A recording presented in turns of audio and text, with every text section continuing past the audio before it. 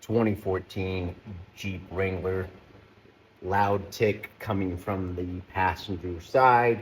We're in the cylinder head. We're going to go ahead and yank off the valve cover, see if we got any failed lifters or rocker arms. All right, we have a failed camshaft. Well, failed rocker, lifter, camshaft. So now we got to figure out what the customer's going to want to do. You can see here, camera focus, there we go. There is no lobe left. Here's a little bit of the sheared mark, but that lobe should be out to about here, like this one behind it, or like one of these. So it is completely flush all the way around. So there's no lobe left on the camshaft.